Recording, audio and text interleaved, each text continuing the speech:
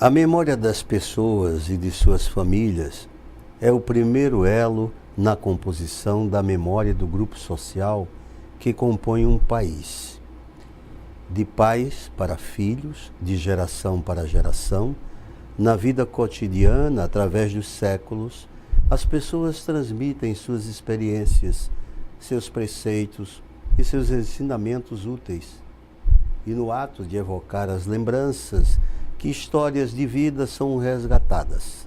Assim, a memória familiar é imprescindível para a reconstituição do passado, seja individual ou coletiva, seja considerada um recurso fundamental e é para a apreensão da identidade e da história. Sabe-se que um dos problemas que atinge a sociedade atual é a desestruturação da chamada família tradicional, o que promove um afastamento maior entre os seus membros, bem como o desinteresse e o desconhecimento da maioria dos jovens pela sua história familiar. Daí a importância de se resgatar esta memória para que ela não desapareça. Também concordo em gênero, número e grau.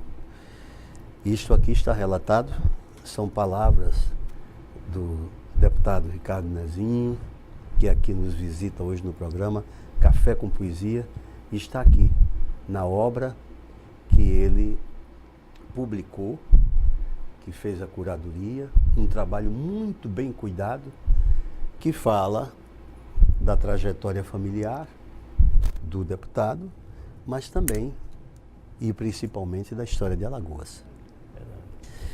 Muito bem-vindo, muito obrigado. Então, como é que surgiu assim o interesse de publicar, de pesquisar e publicar esta obra? Chico, primeiro eu quero agradecer a você pelo convite a esse programa que sempre, nas oportunidades que assim eu posso, assisto e fico muito feliz da gente poder beber sabedorias de seus convidados. Então, hoje aqui me sinto honrado de estar aqui, não esperava nunca estar sentado aqui onde tantos e tantos poetas, escritores sentam aqui com você para ter um bate-papo assim muito prazeroso. Muito obrigado. De onde surgiu essa ideia, Chico? Surgiu, na verdade, do falecimento do meu pai. Meu pai faleceu e eu sou de uma família de 8 irmãos, lá em casa são 9, e tudo no R.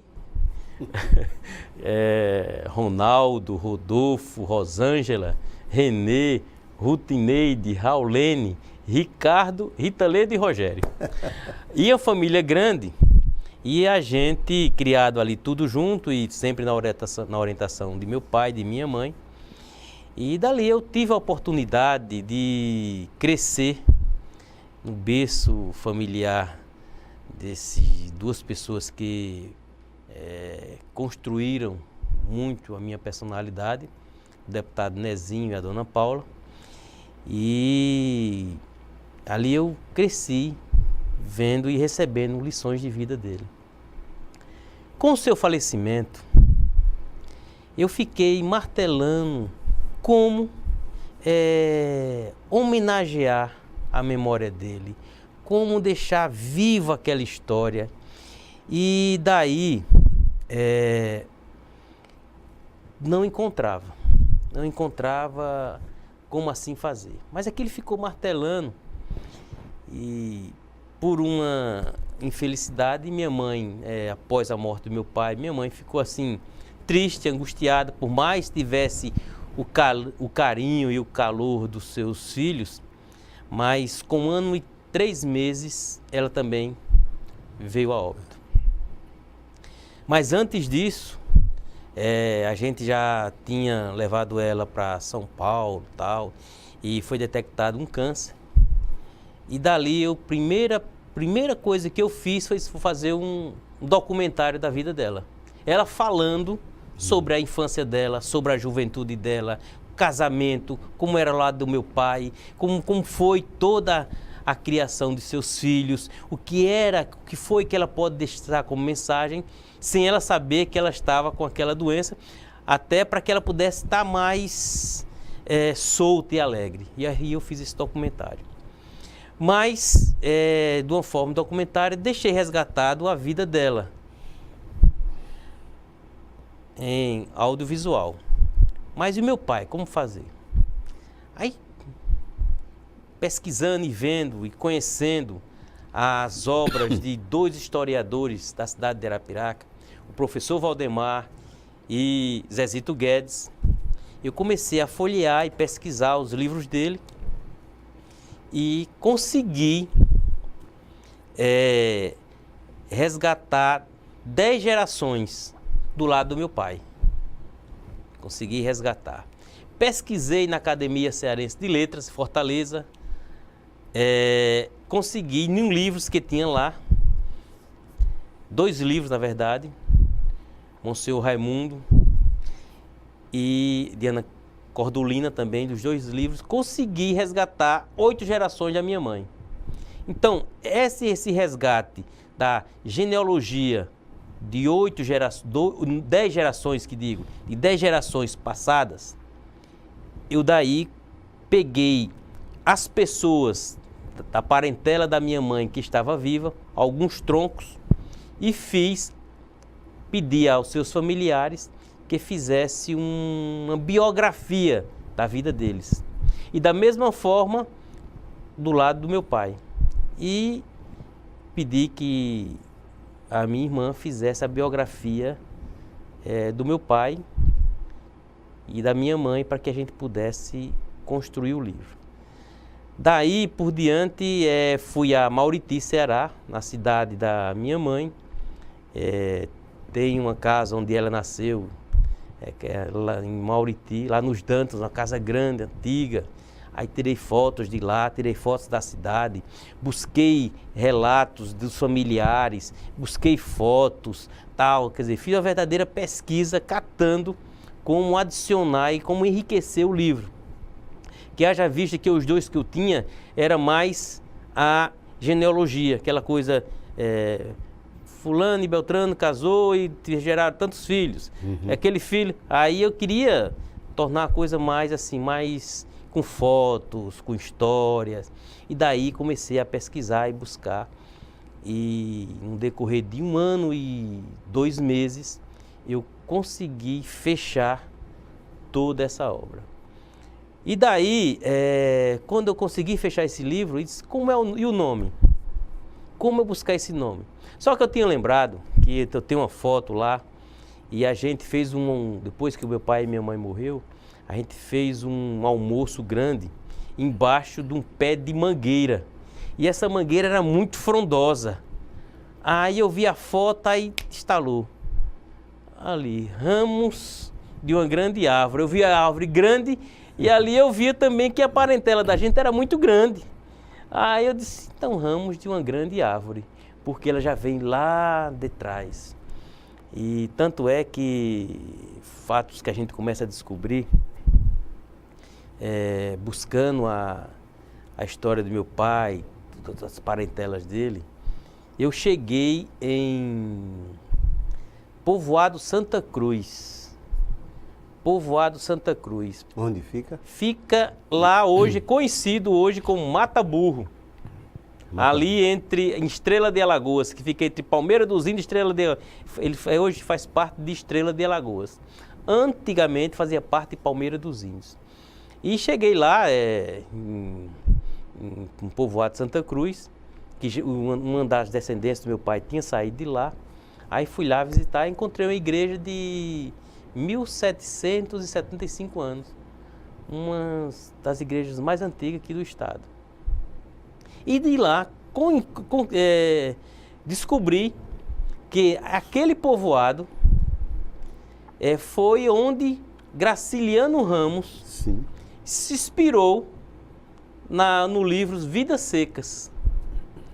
E há um tempo atrás, em 1940, na década de 40 ou 50, uma equipe de... Essa é a igreja, essa é de 1740, está lá no povoado Santa Cruz, e E aí, um pessoal na década de 40 e 50, o pessoal do Rio de Janeiro, veio ao povoado de Santa Cruz e gravou um filme, que aqui está o encarte do filme. Uhum. Aqui daí tem o DVD, esse livro tem o livro e tem o DVD, que é, que é o filme Vidas Secas. Que quando o pessoal veio, ele veio com os autores e tal, e pegou personagens, os moradores do povoado, como figurantes, como vaqueiro, como morador, como não sei o que e tal, e filmou esse filme, que daí onde foi que gerou a inspiração de Graciliano Ramos. E inclusive esse relato aí, eu acompanhei de uma forma diferente através do Nelson Pereira dos Santos, que foi o diretor do filme, né? Vidas Secas, né? Então ele que dirigiu Vidas Secas, e o Jofre Soares, que é o ator, um dos atores do filme, foi o Jofre Soares, foi quando ele foi lançado para o cinema, o primeiro filme que ele fez, exatamente foi esse, Vidas Secas, baseado na obra do Graciliano. Não sabia que isso tudo tinha ocorrido exatamente nessa região. Uma das coisas que eu achei muito interessante na obra Ramos de uma Grande Árvore. Primeiro, a analogia que você faz é maravilhosa. Você viu a árvore e viu a família e viu seu pai e a sua mãe. E então esses são os ramos daquela árvore, e vocês são os ramos da árvore. E ao mesmo tempo mostra, né, a árvore lá com suas raízes e tal. Faz essa analogia que é muito bonita, bonito isso. E esse outro olhar também por onde você passou, que viu a igreja, lembrou-se e tal. Agora, uma outra coisa que eu achei muito legal na obra foi o mergulho que se dá na história, não é? Você começa falando do período até de Alagoas, do surgimento de Alagoas como instituição, não é? Como Estado, né? Primeiro como província, né? Então você começa a falar da época que pertencia a Pernambuco e também das freguesias que existiam, né? Que existiam as freguesias e tal. Agora, Arapiraca, ela antes pertencia a quê? Arapiraca, ela pertencia a Limoeiro de Anadia. Que Limoeiro pertencia a Anadia, né? Aí depois saiu de Anadia e ficou Limoeiro de Anadia. Arapiraca fazia parte de Limoeiro e foi emancipada de Limoeiro em 1924 por Esperidião Rodrigues. Mas o fundador da cidade, Manuel André, ele era de Cacimbinhas. Ele saiu de Cacimbinhas e foi para a cidade de Arapiraca. E ali fundou aquela cidade ali. E embaixo de uma árvore chamada Arapiraca, onde ele passou alguns dias. Daí o nome da cidade de Arapiraca, devido a essa árvore. Essa árvore é Arapiraca. Então, quando você começa a buscar, a construir histórias de pessoas, daí você começa a ramificar as histórias de outros. E daí você começa a entender que Alagoas as famílias de Alagoas, existe um entrelaçamento. Uhum. Você começa a puxar e você vai ver que, quando menos espera, é um entrelaçamento assim impressionante. Que maravilha. Inclusive a gente vai esmiuçar isso de uma forma mais gradativa, já depois do nosso intervalo. Estamos aqui dialogando e conversando com Ricardo Nezinho, autor de Ramos de uma Grande Árvore, e um outro livro que ele também vai tecer comentário já. A gente retorna daqui a pouco.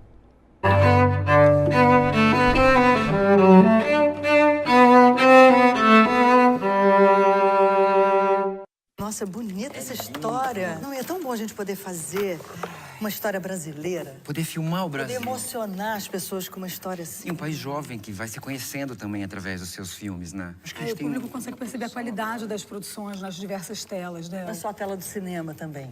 Né? Tem as séries que chegam a qualquer lugar. A gente produz praticamente mais de uma centena de filmes no Brasil, de vários gêneros diferentes. Audiovisual brasileiro, grande como o Brasil. Assista, recomende, valorize o que é seu. Ancine e Governo Federal. E aí, tá pronta? Ai, pai, tô com medo. Tô com medo. Confia no papai, filhinha. Eu nunca vou te deixar cair. Segura, pai. Segura, segura. Segura. Uau! Que linda.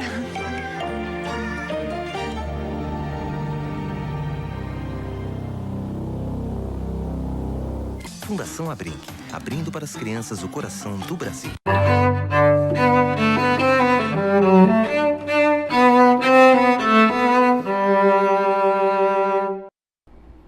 Voltando então do intervalo com o nosso programa Café com Poesia, essa conversa descontraída com o autor de uma obra literária e deputado estadual por Alagoas, Ricardo Nezinho.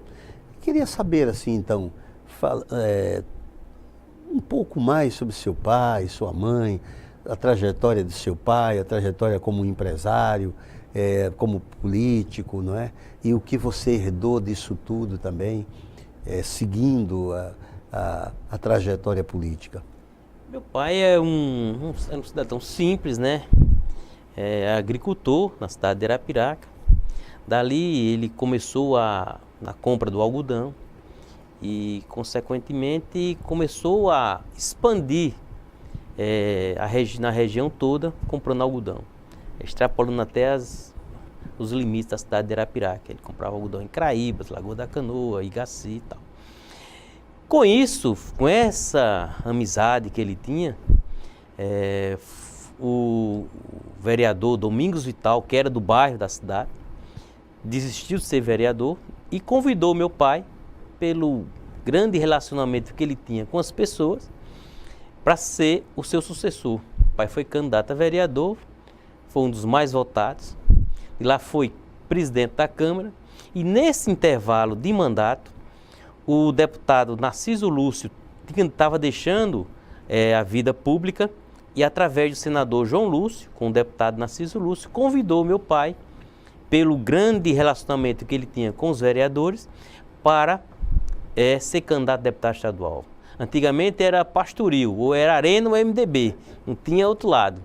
E papai foi candidato a deputado estadual, foi 3 vezes deputado aqui na Casa Tavares Bastos, aqui em Maceió, Assembleia Legislativa, e depois teve um problema de saúde, no final, quase na metade do mandato, infartou, achou bem naquele momento parar, convidou o meu cunhado, Marcelino Alexandre, para ser candidato a deputado estadual, e o Marcelino foi candidato a deputado estadual 3 vezes, depois o Marcelino saiu, aí me convidou para que eu pudesse continuar a vida pública na cidade de Arapiraca.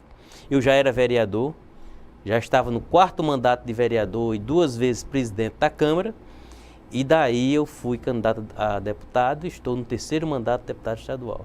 Sim. E o interessante, Chico, eu posso até lhe colocar, uma coisa boa na Câmara Municipal de Arapiraca, quando presidente, foi a ideia de fazer um livro que pudesse relatar a história da Câmara Municipal de Arapiraca através das atas.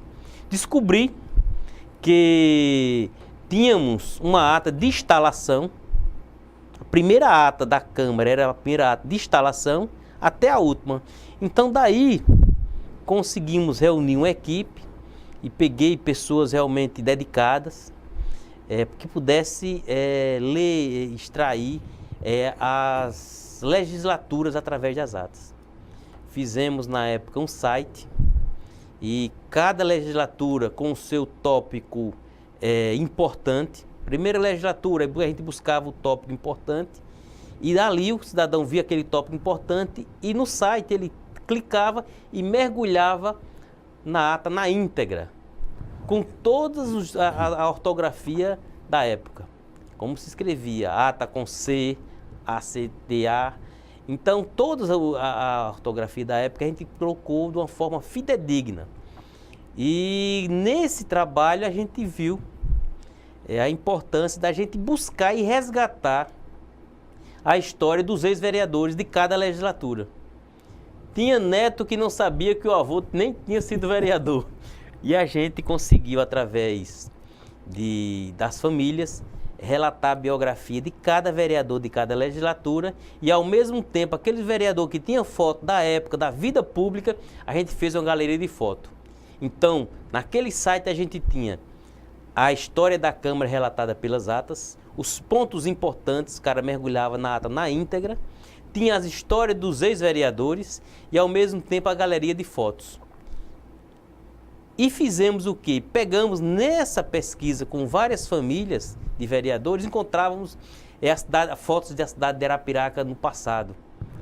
Aí foi o que a gente fez, a gente pegava aquela foto do passado, no mesmo ângulo tirava a atual, que a atual era 2004, e fazia um comparativo antes e depois, para mostrar o comportamento urbanístico do município de Arapiraca.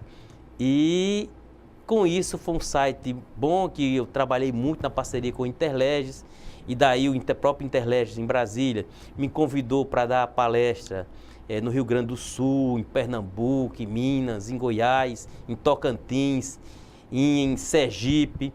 E todos os encontros dos Interleges eu era convidado até para mostrar um produto que ele tinha, que é o Sistema de Apoio ao Processo Legislativo, que deixava, a gente tinha digitalizado todas as leis. A gente conseguiu digitalizar na Câmara Municipal de Arapiraca todas as leis.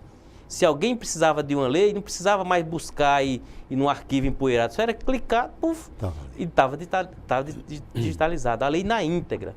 Então, fizemos esse resgate histórico, tanto da história como documental, como buscamos as histórias dos ex-vereadores com as galerias de fotos e fizemos com que ela ficasse moderna. Uma Câmara, na época, só tinha um computador, o resto é tudo máquina datilografia na época, ainda, né? Em 2003, 2002, 2003. Aí daí conseguimos computadores, o Internet também investiu com a gente. E aí, quando a gente fez esse site, muito completo, muito rico, aí eu disse, por que a gente não fazer um livro do site? Extrair o que tem aqui para colocar no livro. Aí a gente fez esse livro aqui, com o que está dentro do conteúdo do site, e a gente tem aí as histórias da Câmara Municipal de Arapiraca relatadas pelas atas. Porque a história de Arapiraca, ela é intrínseca com a história da Câmara, porque todos o que passa naquele momento é discutido na tribuna. Os vereadores levam aquele momento, o que está acontecendo naquele momento atual, vai falar, então está tudo relatado ali. Então a gente conseguiu isso aí, e o quê? Toda a ata, como você sabe, ela é um documento. Hoje acontece a reunião, mas está lá, o pessoal, os estenógrafos tal, taquigrafia também, tal, e fazendo as atas. Na outra sessão, aquela ata, o primeiro secretário lê, o segundo secretário lê, o plenário vê que está tudo ok, que está na veracidade, ela é aprovada. Então, quando ela é aprovada, ela se torna um documento. Entendi. Então, é um documento muito bom, até serviu até para alguns historiadores, como o próprio Zezito, não sabia que Esperidião Rodrigues, que foi o nosso emancipador, tinha também sido o primeiro presidente da Câmara, quer dizer, uma coisa assim, anos depois. E uma coisa muito interessante nesse trabalho é que ele também é todo ilustrado, né? Ilustrado.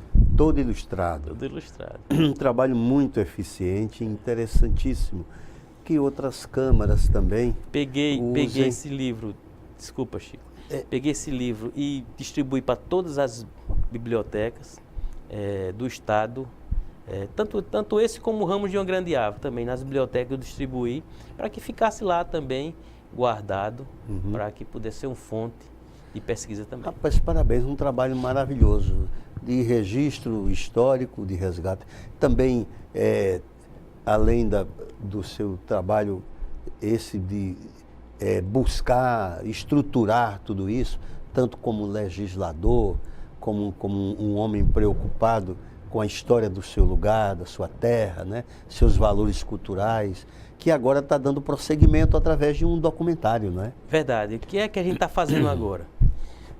É um documentário audiovisual, pegando pessoas da cidade de Arapiraca, pessoas de 75, 80, até tem pessoas de 94 anos, lúcidas e muito ativas, e a gente pega aquela pessoa, a gente pede para que ela possa relatar toda a sua vida, desde a sua infância, a sua adolescência, quem era seu pai, quem era sua mãe, quando nasceu, quando casou, quem é o seu esposo, quem são seus filhos, quais são os momentos importantes que ela teve na vida, o que é que ela pode deixar de mensagem, de experiência para os seus familiares e para a sociedade arapiraquense. Por quê? Porque, queira ou não queira, a vida daquele cidadão, a nossa vida, ela está intrínseca com a vida de uma cidade. Ela está intrínseca. Então, a gente contando a vida dela, e tem pessoa que tem uma autoridade maior do que você falar de você mesmo. E não alguém falar sobre cicrano. E esse documentário a gente pede para que a pessoa se concentre só em falar sobre si. A gente não quer que dê nenhuma sugestão, não faça nenhum comentário de outros. Não, a gente quer que fale sobre si. O que viveu, como viveu, o lado importante, o lado que foi mais que pode recordar com felicidade, um lado que pode recordar com tristeza, o que é que ela enxergou, como era naquele momento da adolescência dela, na sua juventude, como era Arapiraca, como era o comportamento das pessoas naquele momento, como é que ela via a cidade naquele momento, como é que ela vê hoje, e o que é que ela pode deixar assim de ensinamento para quem está ouvindo. Ou seja, ali a gente faz com que, com esse documentário, a gente possa realmente levar e resguardar a memória da vida dela, contada por ela, e a gente já está com 36 depoimentos. O meu pensamento é dar continuidade a mais chegar a 200, a fazer uma coisa constante, para que a gente possa, quando aquele cidadão morrer, mas pelo menos ele deixou ali a sua história, o seu ponto de vista, os seus ensinamentos, e daí foi inspirado, nesse documentário, foi inspirado aquele lá do passado, antes da minha mãe morrer, que a gente sabia que a doença era incurável. Eu resgatei a história dela, de vez em quando hoje, quando eu quero curtir um pouco, ouvir a voz dela, ouvir os ensinamentos dela, eu dou um cliquezinho e fico, meus olhos ficam marejados, mas assim, nos deixa, nos reconforta. Então, é uma coisa que vai para tempos e tempos, e aquela pessoa, a vida dela, vai para a posteridade. É um trabalho magnífico, você está de parabéns, trazendo tudo isso, resgatando a memória da sua terra, a memória da sua família e transformando isso numa obra de arte, transformando isso, deixando para a posteridade, para outras gerações.